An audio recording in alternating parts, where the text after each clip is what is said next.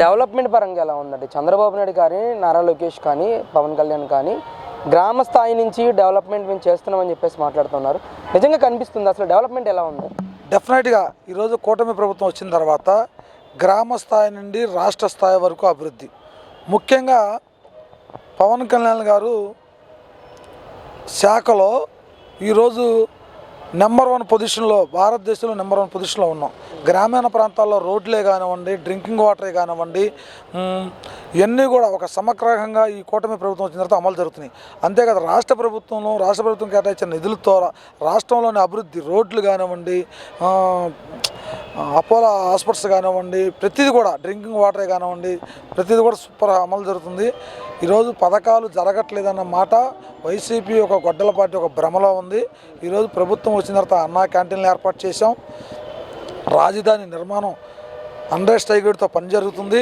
డెఫినెట్గా 5 ఏళ్ళలో ఒక రూపురేఖలు వస్తుంది. అలాగే ఉచిత గ్యాస్ బండ్లు ఇచ్చాము, ఉచిత బస్సు ఇచ్చాము, తల్లికి వందనం ఇచ్చాము, అన్నదాత సుఖీభావ ఇచ్చాము. ప్రతిదీ పిల్లలకి స్కూళ్ళలో యూనిఫామ్స్ ఇస్తున్నాము. గవర్నమెంట్ స్కూళ్ళు ఈరోజు ప్రైవేట్ స్కూళ్ళకి తలదన్నే విధంగా ఎన్నడూ భారతదేశంలో ఏ రాష్ట్రంలో జరిగిన విధంగా లోకేష్ గారి యొక్క విద్యాశాఖ మంత్రి వారి నేతృత్వంలో ఈరోజు గవర్నమెంట్ స్కూల్ని ప్రైవేట్ స్కూల్ తలదన్నే విధంగా మార్కులు రావడం కానివ్వండి, చూడండి ఒక చైతన్యం వచ్చింది. అలాగే ఈ రాష్ట్రంలో ప్రజలందరూ కూడా సంతృప్తిగా ఉన్నారు. ఈ వైసీపీ గొడ్డల పార్టీ ఒక పెద్ద డ్రామా యాక్టింగ్ చేస్తుంది, దానివల్ల ఉపయోగం లేదు. అలా ఉనికి కోసం పోరాడుతుంది కానీ ప్రతిపక్ష పాత్ర అయితే అక్కడ ప్రజల్లో లేనే లేదు. అంటే నిన్న జగన్ గారు కూడా ప్రెస్ మీట్ పెట్టి మాట్లాడుతూ ఉన్నారు, అబద్ధానికి, మోసానికి, దగాకి, వెన్నుపోటుకి ప్యాంటు షర్ట్ వేస్తే అది చంద్రబాబు నాయుడు అని అంటూ కూడా జగన్మోహన్ రెడ్డి కామెంట్ చేస్తూ ఉన్నారు. ఎలా చూస్తారు ఈ కామెంట్స్? జగన్మోహన్ రెడ్డి కామెంట్కి ఒకటి చెప్తున్నా, ఎన్నుపోటుకి, దగాకి, అవినీతికి నిర్వచనం జగన్మోహన్ రెడ్డి. ఈరోజు సొంత తల్లి, జన్మనిచ్చిన తల్లిని నువ్వు దమ్ము ధైర్యం ఉంటే మేము రమ్మన్నా వస్తాం, మీరు వచ్చని చెప్పండి. నీ యొక్క పార్టీకి ఎందుకని గౌరవ అధ్యక్షుల పదవిని తొలగించావు, దానికి చెప్పగలవా సమాధానం? ఇది ఎన్నుపోటు కాదా? అలాగే నీ ప్రభుత్వంలో, మా ప్రభుత్వం ఎండింగ్లో నీ బాబాయిని చంపితే, నీ ప్రభుత్వం వచ్చిన తర్వాత 5 ఏళ్లలో నువ్వు ముఖ్యమంత్రిగా ఉండి నీ కుటుంబంలో ఒక మనిషి చచ్చిపోతే ఎందుకు నువ్వు దానిపై విచారణ చేయలేకపోయావు? నీకు దమ్ము ధైర్యం లేదు. దాంట్లో పెద్ద సూత్రధారుడు నువ్వే కాబట్టి దాన్ని తొక్కిపట్టావు. డెఫినెట్గా ఇవన్నీ కూడా కాలంలో వాడు బయటకు వస్తాయి. ఎంతటి వాడిన లోనకి వెళ్తాడు. ఎన్నుపోటీకి నిర్వచనం నువ్వే, అవినీతికి నిర్వచనం నువ్వే. చెల్లి, నీ వైఎస్ఆర్ పార్టీని బ్రతికొచ్చింది నీ చెల్లి.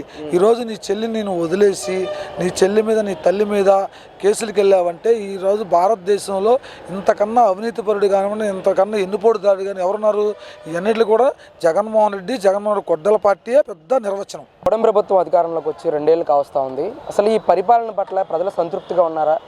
ఈ పాలన పట్ల మీ అభిప్రాయం ఏంటి? అసలు కూటమి ప్రభుత్వం 2 ఏళ్లకు పూర్తి చేసుకొని 3వ ఏట అడుగుపెట్టడం సందర్భంగా కూటమి ప్రభుత్వానికి పూర్తిగా హృదయపూర్వక ధన్యవాదాలు. కూటమి ప్రభుత్వం 2 ఏళ్ల పాలన 85% స్ట్రైక్ రేట్తో మంచి పరిపాలన జరుగుతుంది రాష్ట్రంలో. ఆనాడు కూటమి నాయకత్వం ఏదైతే ప్రవేశపెట్టినా, ఏవైతే హామీలు ఇచ్చిందో ఆ హామీలని అన్నీ వనభవన్ నెరవేర్చుకుంటూ ముందుకు సాగడం జరుగుతుంది. ప్రజలు కూడా చాలా సంతృప్తికరంగా ఉన్నారు. మేము ప్రజల్లోకి వెళ్తున్నాము. ప్రజల్లో కూడా ఎక్కడా కూడా వ్యతిరేకత అయితే ఏమీ లేదు.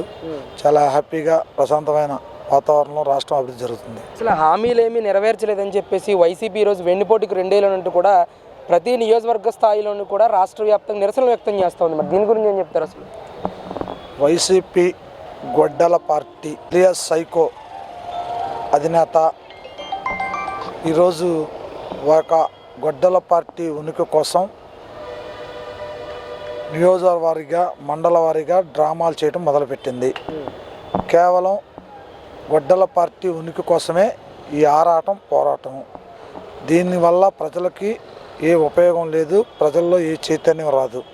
అంటే ప్రజలు కూడా పెద్ద ఎత్తున ఈ కార్యక్రమానికి మద్దతు తెలుపుతూ ఉన్నారు. పెద్ద ఎత్తున చంద్రబాబు నాయుడు వ్యతిరేకతతో రోడ్ల మీదకి వస్తూ ఉన్నారు అని చెప్పేసి కూడా పెద్ద ఎత్తున మాట్లాడుతూ ఉన్నారు వీళ్ళందరూ.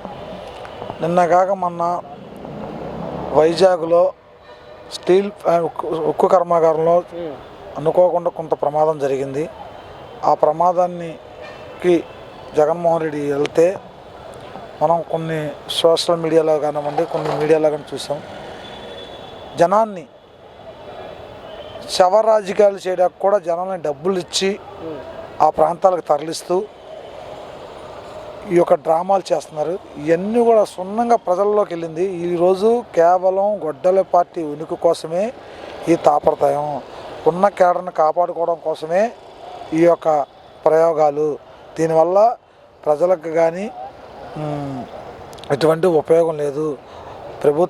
కూటమి ప్రభుత్వం ఇచ్చిన హామీలన్నీ కూడా 85% అమలు చేసుకుంటూ ముందుకు సాగుతుంది. ఇంకా 15% ఉంది. డెఫినెట్గా ఈ ఏడాదిలో అది కూడా పూర్తి చేసి 100 స్ట్రైక్ రేట్ పథకాలను పూర్తి చేసి ప్రజల్లోకి వెళ్ళే బాధ్యత కూటమి నాయకత్వం మొత్తం తీసుకుంటుంది.